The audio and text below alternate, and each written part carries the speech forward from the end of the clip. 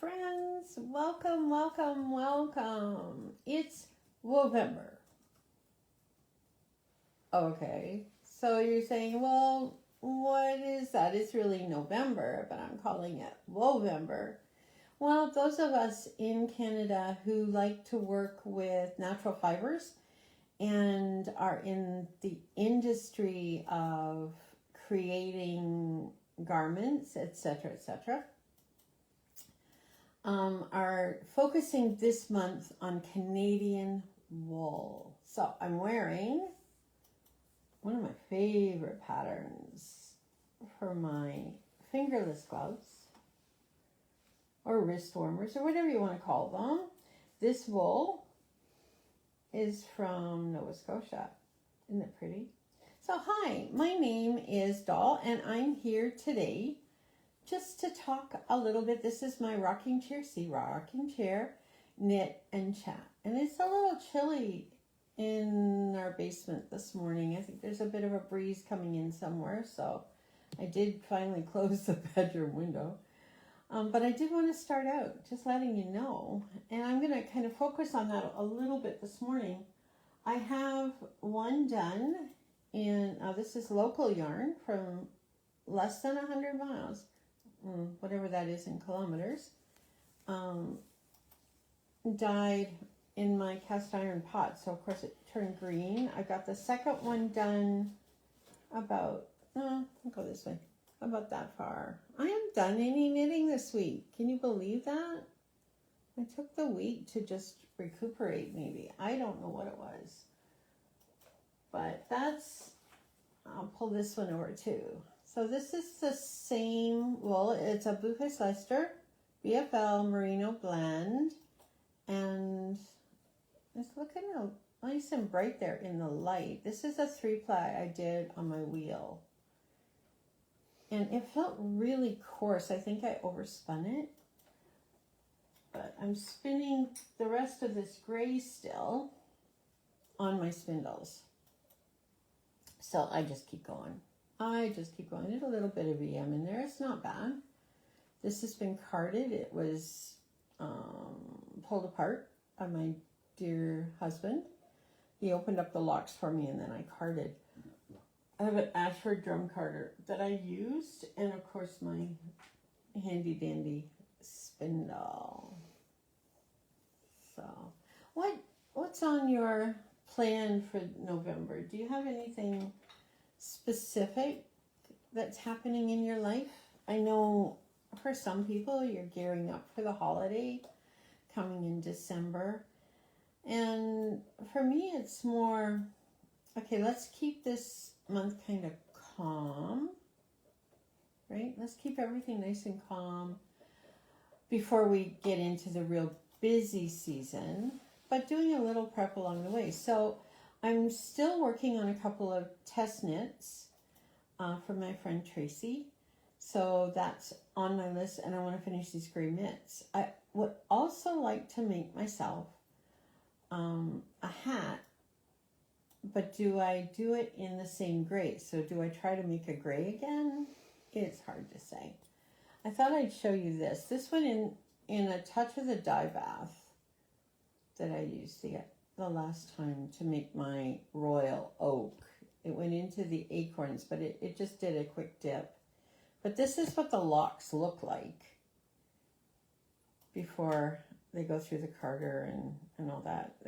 This has a bit of a color in it, but it comes out, actually the light shining on that is looking really, really white. Pretty, eh? So this is just one of those casual morning chats. I have my favorite beverage. I hope you have yours with you as we sit and chat this morning. It's been a week. I've been busy. I got to the pool once. I may go again today. I did a pastoral care call, enjoyed Bible study and coffee with the folks at the church. Just trying to pull myself together and get my health in order so that I can enjoy the holidays when they come.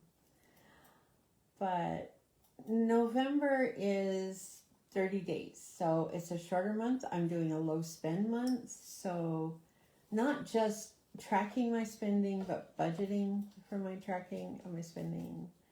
And there's the Fiber Forge is happening a week from Sunday afternoon, or all day Sunday, but I'm only available Sunday afternoon. So I may go to that. I have set money aside, not that I need fiber.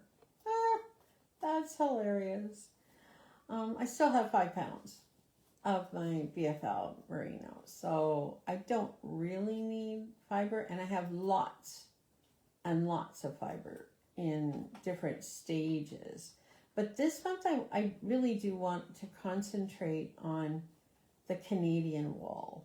My whole thought from the beginning of setting up a small business was to focus on Canadian wool, but more importantly on 100 Mile. And if you remember, a number of years ago, there was a book out called The 100 Mile Diet. And you only ate things that you could get that were produced, grown, gathered within 100 miles.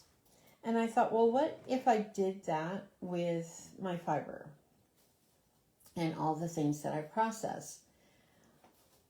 Unfortunately, right now, there doesn't seem to be a huge market for local fibers.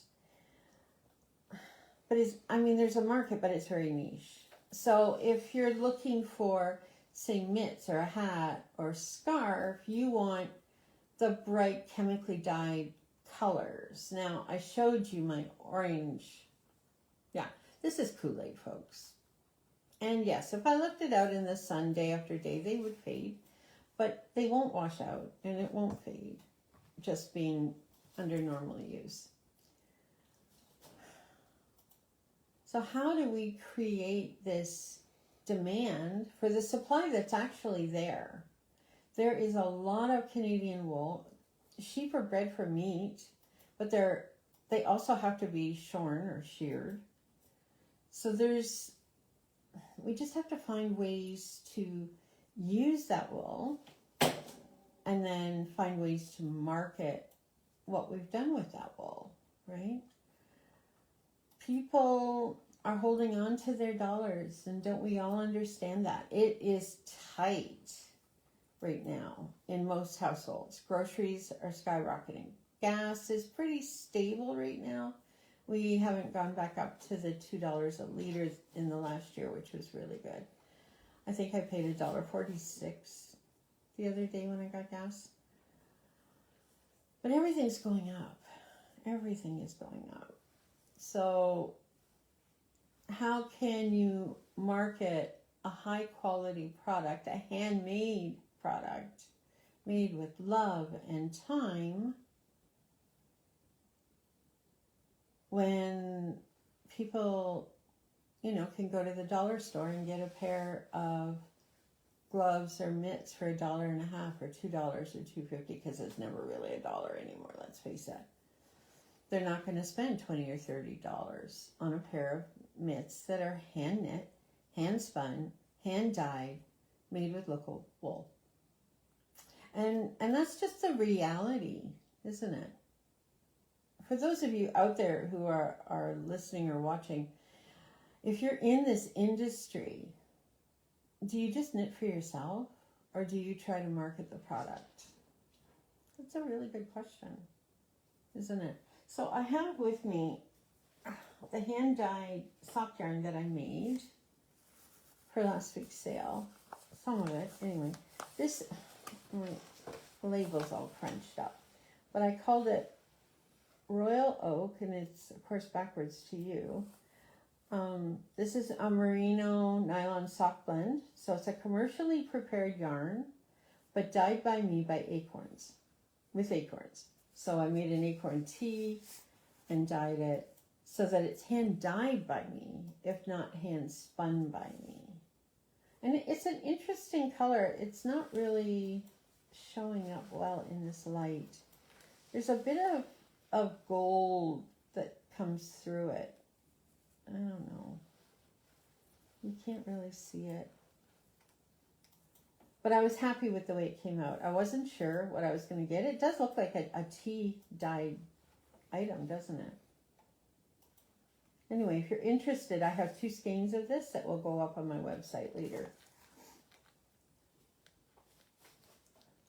So what am I working on? I'm working on the second mitten to go with the first one I showed you. I'm working on the 2 test knits.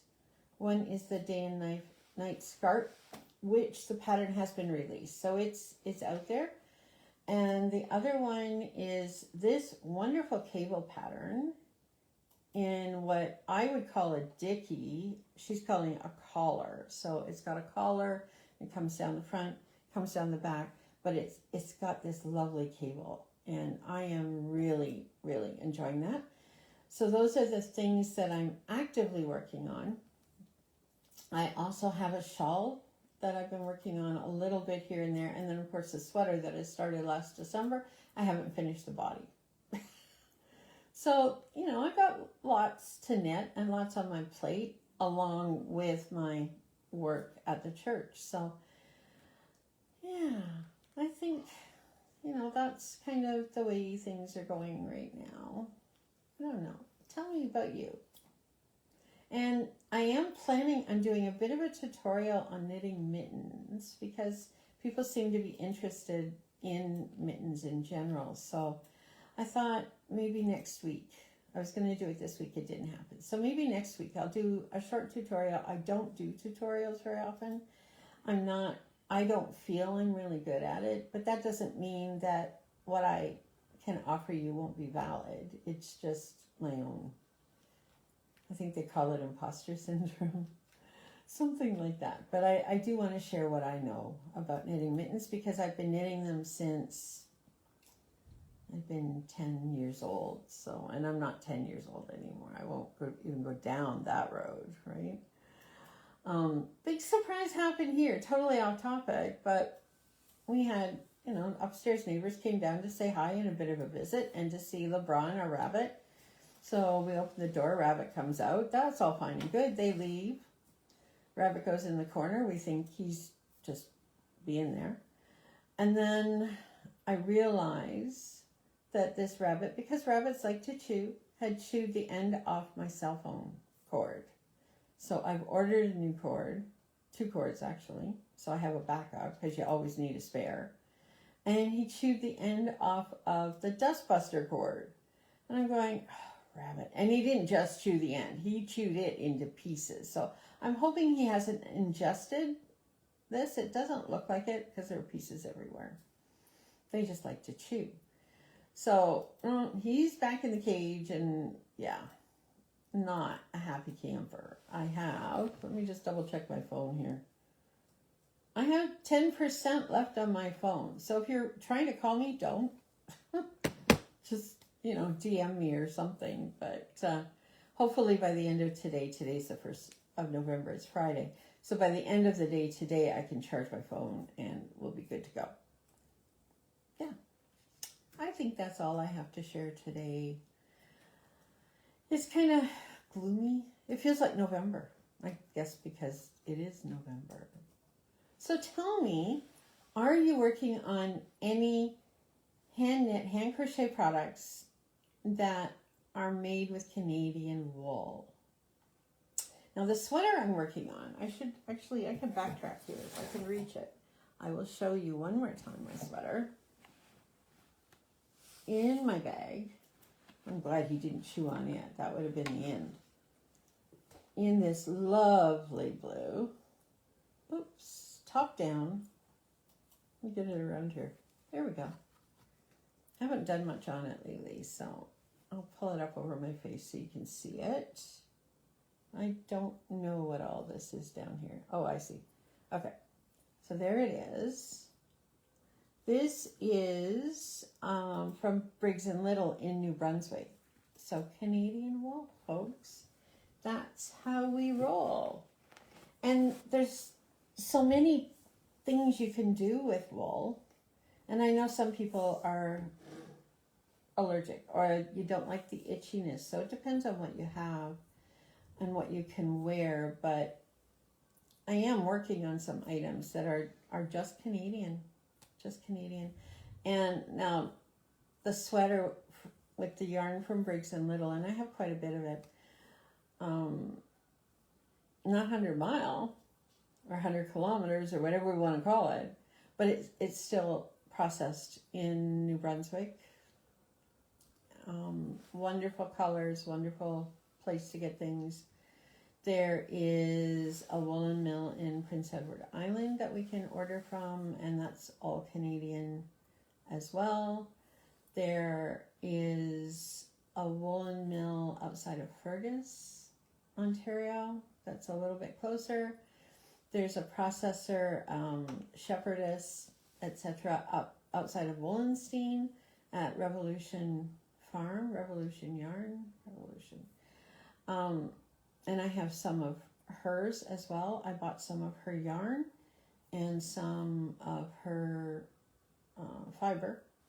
So there is local. I mean, Wallenstein isn't that far from Hamilton. South of here, outside of Binbrook, there's a farm. So all you have to do is look. Do the research, find what you're looking for, and feel it. A couple of the farms have alpaca, and if you're looking for a softer blend the alpaca with the wool, and you get something very soft and fluffy and just absolutely wonderful to feel. Anyway, that's all I have to say today. I hope you have a wonderful Friday. Be good to yourself. Be kind to your neighbors. And above all, feel blessed. Till next time. Bye for now.